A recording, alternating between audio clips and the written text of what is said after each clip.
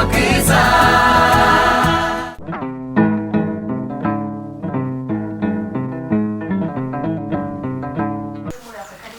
Umugore mwiza, amakuru ni meza.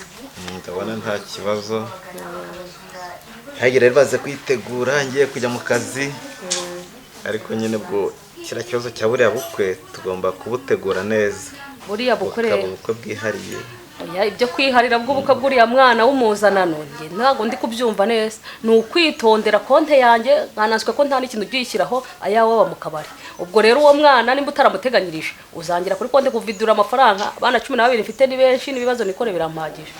None se ntiwumva ko kuba ari n'umuzanano ariyo mpamvu tugomba kumukorera ubukwe bwo hejuru, kuryo umuntu wese uzabutaha azavuga ati dore ubukwe bwo kwandi bindeba. Noneho bitumenyere nta n'ikindi azajya kubaza. Ujye kwemeza abantu uwacu usize ari ibibazo ari bicika ntibishoboka. Na amafaranga baze kandi kujya kuri konti tuzajyana utazarenzaho n'igihumbi. Oya, none se ari amafaranga nubwo bwose tuyafite kuriya, ariko turifuza ko nitumara kumukorera ubukwe atazongera kuza kuduteraho n'ijambo na rimwe, nta kintu azongera kutubwira. Ni byiza rero ko twamukorera ibishoboka byose. Nubwo namwakiriye ntiyanditse mu gitabo kirangamirere cyacu. Ubwo rero uzajya kureba aho wari wamubyaye na nyina mwamubyaranye naho mwahuriye, umuteganyirize mu mukira amasambu hari, ariko iwanjye kirazira rwose. Ariko n'ubundi warananiye. Ntacyo bitwaye. N'ubundi warananiye ndayabikuza. Ari nge nawe ninde wananiye undi? Ndayabikuza ku kibi n'iki. Utangiye kubyara impande n'impande abagore warabujuje abakina n'abakobwa n'abanyirasengeje uzaba uri kubareshya. Ariko umugabo n'ubyara. Yego. Byare wararanye. Gusa umve kubukwe ko tugomba kubukora kandi ntibindeba nkabukora neza, babakire bose bakaza bakabona ko twishoboye. Uzajya ushaka abakire n'inshuti ku mafaranga yanjye nizigamiye, ayawe wirwa yasesagura mu nzoga. Uzagende mukore inama mu kabari, ubabari naho ukorera ubukwe bw'uwo mwana. Nta bindi. Wabyumva ariko utabyumva byo ubwo tuzabukora kandi ubukwe bumeze neza, ubukwe bw'abakire.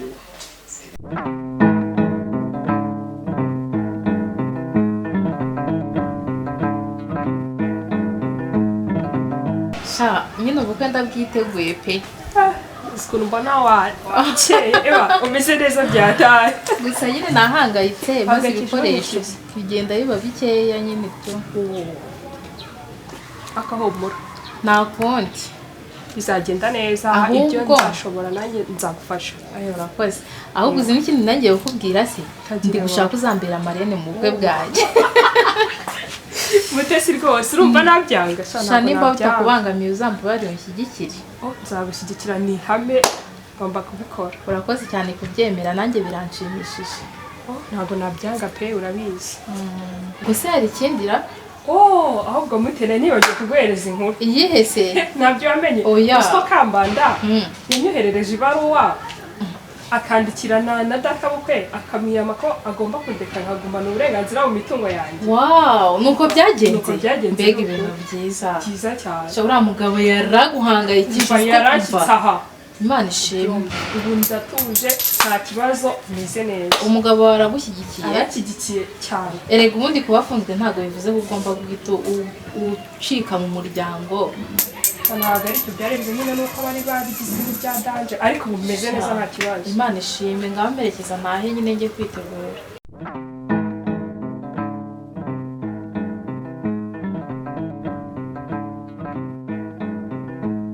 Fabio, karamema, hari ikintu ndi gushaka kukubaza.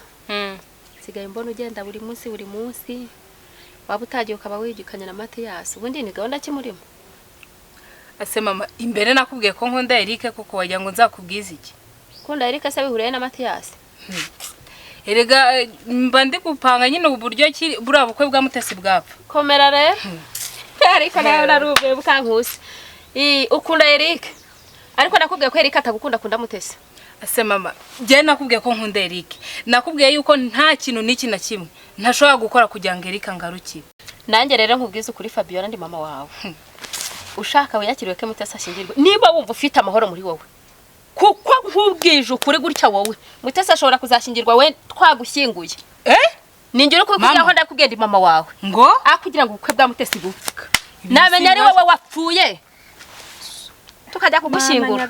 Mama ngunyica. Haguruka nshinguka imbere. amagambo ndi kukubwira n'ayabiri nakubwiye ngo nta mikino irimo hano noneho uko mumeze na Matiyasi niko nanjye na Mutesi tugiye kubahaguruka mama nanjye rero icyo nakubwira nushaka uzanajyane na Matiyasi muzapfe mwese mbabure reka nubwo byagenda gute sawa noneho turaje duhangane turebe ino shyano gusa uretse ninjye namwe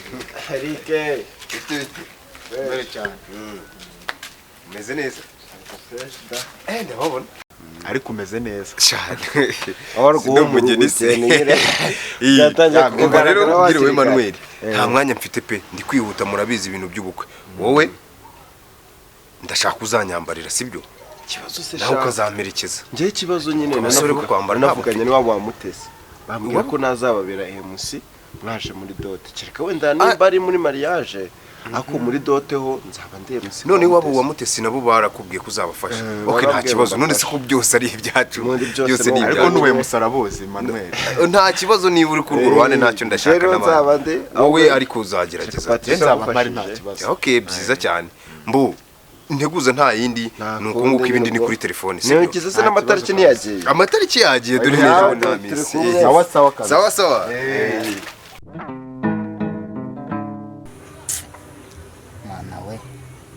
ubuse koko ndaza igikorwa cyose nkoze ugasanga abantu barampereza urw'amenyo nagiye niba amahene y'abandi bakamfata bakankubita ndaza nkirirwa nanyoye amayoga n'amatabi inguma ngizi zuzuye umubiri wanjye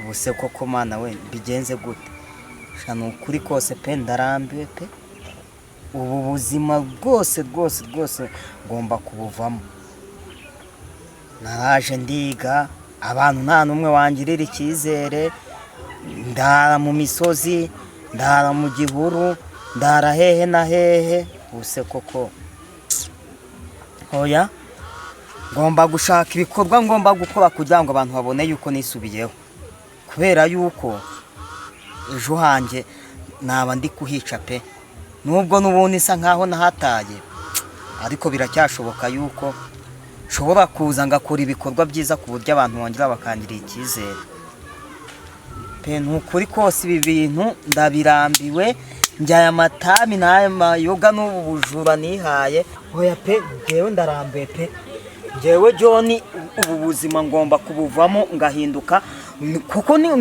na karakabwa ka fisi twajyaga dusangira ibiyobyabwenge karahindutse ngewe se birananize